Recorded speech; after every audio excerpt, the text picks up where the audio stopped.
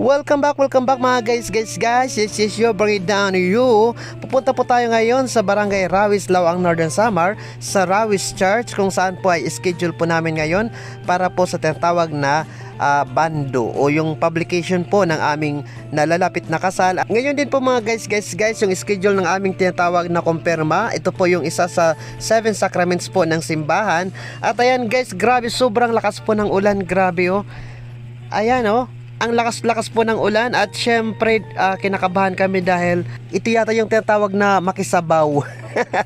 Basta daw makisabaw yung ikinakasal, ayan, inuulan. At ayan mga guys, nandito na po kami ngayon sa Rawis Pier at kasama ko po yung aking asawa at ang aking isang auntie, si Mamay Nining Serbito at Papay Rogelio Serbito. Mega love shoutout po sa kanilang dalawa.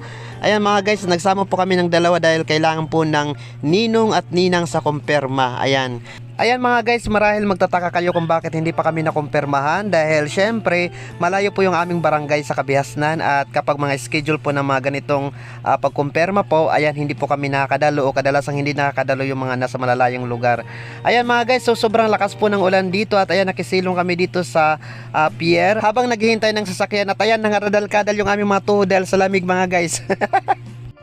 Mga kawispuhan o mga kapatitan, magkatagan sila sintusog ida sa ira pagservis ang katilingban, maging tugyan na sa ira, magampo kita sa Panginoon.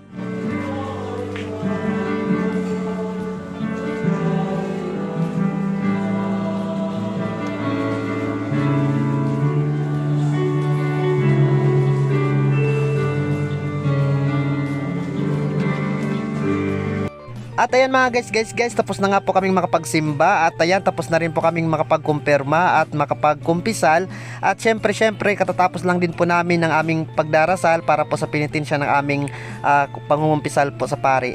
Nang tinanong ako ng pari, ang sabi ko, ang kasalanan ko po, isa ko po sa pinakamalaking kasalanan ay hindi ko po naubos lahat ng mga barangay na mapamistar at mapanakgasan. Pero syempre joke lang po yun. So, ayan guys, tapos na po kami sa aming preparasyon po dito sa simbahan po sa Barangay Rawis. So ayan, tuloy-tuloy na po yung aming kasal. Ayan mga guys, tapos na po kami at palabas na po kami ng simbahan at pauwi na po kami sa aming barangay.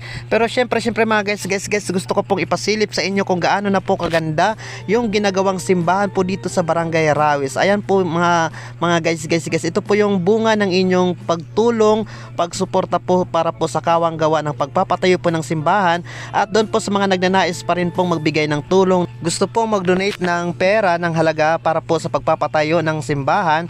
Ayan, maaari po ninyong kontakin po ang simbahan po ng Rawis o kaya sadyain po sila ng personal para po inyong makita at malaman po ninyo kung ano po yung kanilang mga pangangailangan. So ayan mga guys, maraming salamat at syempre kami na po ay uwi na po. At ayan mga guys, mabuti naman po at tumila na po yung ulan at ayun, naubos na po siguro yung sabaw. Ngayon pa lang mga guys, kinakabahan na ako dahil hindi kaya sinyalis ito na marami talaga yung makikihigop ng sabaw sa aming kasal. Pero syempre welcome naman po lahat, basta isa lamang yung aking hinihiling at syempre ito po ay bawal po ang pananakgas. At ayan mga guys, ito po yung lumang simbahan ng Rawis na gusto nang palitan. Ayan. Syempre mga guys, pagkatapos ng hirap ay sarap. Yes.